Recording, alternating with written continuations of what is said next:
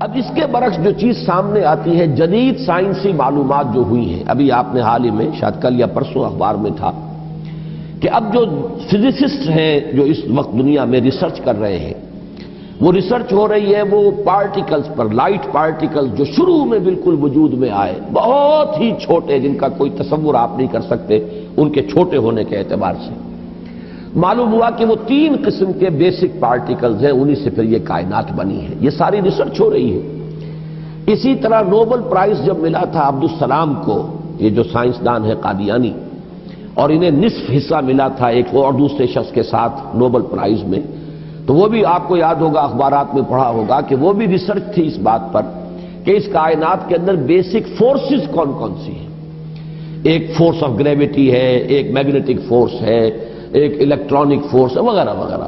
اور ہو یہ رہا ہے کہ اب یہ چیزیں جیسے جیسے تحقیق آگے بڑھ رہی ہے، ان کی تعداد کم ہو رہی ہے، گویا کثرت سے وحدت کی طرف انسان جا رہا ہے، اور انسان یہاں تک جا رہا ہے کہ پوری کائنات اپنی پوری ڈائیورسٹی، اپنے پورے تنوع کے ساتھ، اس کا نقطہ آغاز جو ہے وہ بالکل ایک یا 2 یا 3 چیزیں ہیں بڑی حقیر سی، وہاں سے اس کائنات کا ارتقا ہوا۔ وہ جو theories of the creation of universe ہے کہ یہ کائنات کیسے وجود میں آئی، کریشن کیسے ہوئی، کن سٹیجز میں سے یہ کائنات گزری ہے۔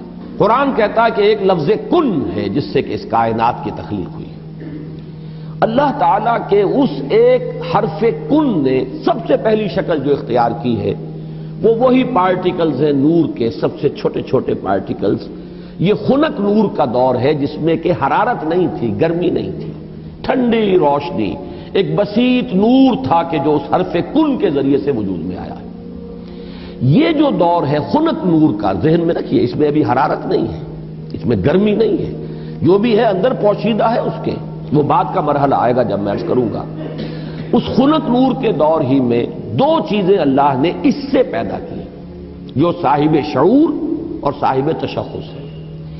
ایک ارواح انسانیہ، وہ بھی نورانی ہے، اس نور سے بنی۔ دوسرے ملائکہ، وہ بھی نورانی ہے اور اس نور سے بنے۔ سب سے پہلے اللہ نے حضور صلی اللہ علیہ وسلم کی روح کو پیدا کیا، کیونکہ ابتدائی مرحلہ یہی ہے۔ یہ خنک نور کا دور ہے، جبکہ ابھی نہ کوئی ناری کرے تھے، نہ کہیں کسی طرح کی خاک وغیرہ کا کوئی مسئلہ تھا۔ اس کائنات میں اللہ تعالیٰ کے حرف کن نے ایک خنک روشنی کی شکل اختیار کی تھی، اس سے پیدا کی گئی ارواح انسانیہ، انہی میں ایک روح محمدی ہے صلی اللہ علیہ وسلم۔ تو اگر سب سے پہلے اللہ نے اسی کو بنایا ہو تو اس میں کوئی حرج واقع نہیں ہوتا، وہ بھی مخلوق ہے، وہ بھی اللہ کے بنانے سے وجود میں آئی ہے، صرف ایک تقدم زمانی اسے حاصل ہے کہ سب سے پہلے اللہ نے نبی اکرم صلی اللہ علیہ وسلم کی اس روح مبارک کو اس نور سے پیدا کیا، لیکن اسی نور سے تمام انسانوں کی ارواح پیدا کی گئی، اور انہی سے وہ عہد لیا گیا تھا لست بربکم قالوا بلی، اور اسی نور سے ملائکہ پیدا کیے گئے ہیں۔ خنک نور میں بڑے بڑے ایکسپلوژنز ہوئے ہیں اور ناری کرے وجود میں آئے۔ یہ ذہن میں رکھیے کہ ایک شے ہے، اس کے اندر کوئی حرارت مخفی ہے، ظاہر نہیں ہو رہی۔ ایٹمز ہے، ایٹمز کے اندر بہت بڑی انرجی ہے، ظاہر نہیں ہو رہی۔ اس خنک نور کے اندر بھی وہ انرجی موجود تھی، لیکن انسولیٹڈ تھی، اس کا ظہور نہیں تھا۔ لیکن جب ایکسپلوژنز ہوئے ہیں تو پھر یہ کہ بڑے بڑے ناری کرے وجود میں آئے۔ یہی ناری کرے ہیں جن کو ہم سورج کہتے ہیں، بہت بڑا ناری کرہ ہے سورج، اس کے اندر کمبسشن کا عمل چل رہا ہے، عمل احراق ہے، اس کی حرارت کا ہم تصور نہیں کر سکتے۔ بڑے اور نہ معلوم کتنے سورج ہیں اس کائنات میں، یہ نہ سمجھیے کہ ایک ہی سورج ہے۔ یہ ایک سورج کے گرد ہمارا جو یہ ہے ایک سولر سسٹم ہے، کنبہ ہے اس کا، کہ اس کے گرد جو ہے یہ سیارے چکر لگا رہے ہیں، کرے ہیں، اور نہ معلوم کتنے سورج ہیں۔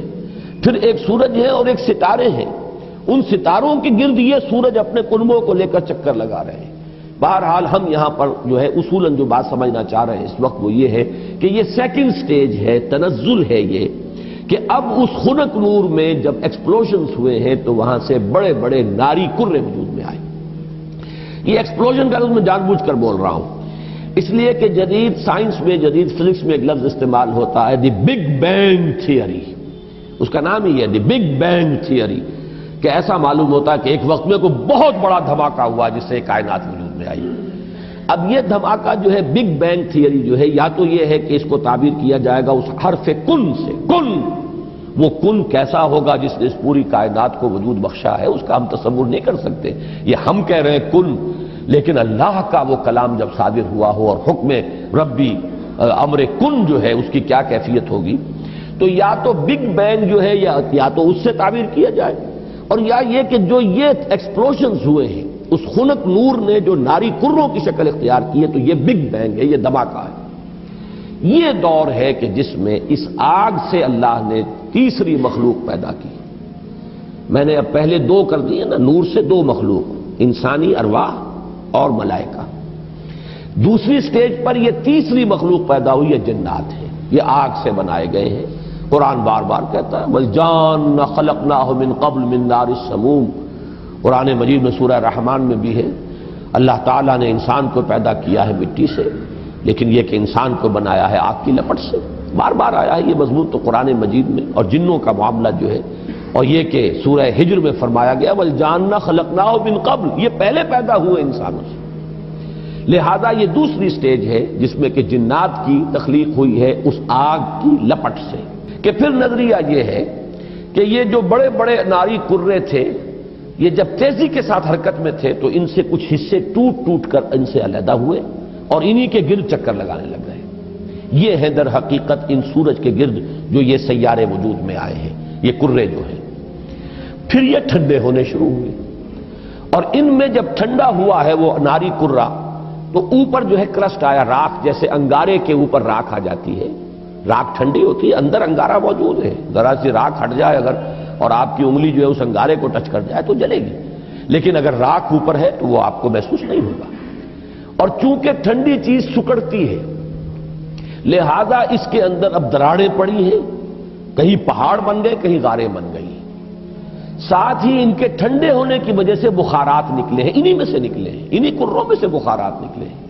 یہ بخارات ہیں جنہوں نے اوپر جا کر وہ جو جسے ہم فضا کہتے ہیں، ایٹماسفیئر، جس کے اندر گیسز ہیں، یہ یہیں سے انہی کروں کے ٹھنڈے ہونے سے وہ بخارات نکلے ہیں۔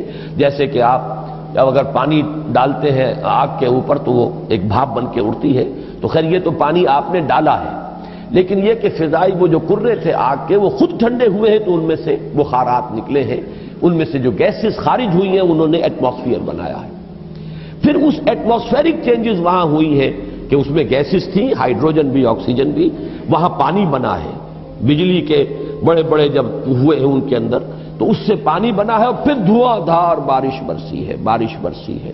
اب جو ہمارے ہاں یہ جو اعداد آتے ہیں، لاکھوں برس تک بارش ہی برستی رہی، نتیجہ یہ ہوا کہ جو جگہیں نشیبی تھی ان میں پانی بھر گیا، سمندر وجود میں آ گئے۔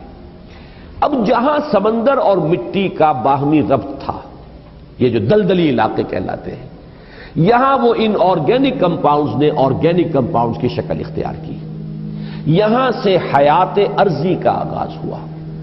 وہ حیات نباتاتی بھی ہے اور وہ حیات حیواناتی بھی ہے، یہاں سے اس کا آغاز ہوا۔ گویا کہ کل حیوانات اور کل نباتات جو کرۂ ارضی پر موجود ہیں وہ سب کے سب در حقیقت اسی کرسٹ آف دی ارتھ سے وجود میں آئے ہیں۔ پانی اور اس مٹی کا امتزاج اور دلدل کی شکل اس کا بن جانا، اور وہاں سے ان آرگینک کی بجائے آرگینک کمپاؤنڈز کا وجود میں آنا، اور اس سے حیات کا آغاز، خواہ وہ نباتاتی حیات ہو اور خواہ وہ حیواناتی حیات ہو۔ اس حیات کا ارتقاء ہے کہ جو پھر انسان تک پہنچا ہے، وہ اس حیات، سمجھیے کہ حیات ارضی، چاہے نباتاتی ہو اور چاہے حیواناتی ہو، اس کی چوٹی کی جو شخصیت ہے وہ انسان ہے۔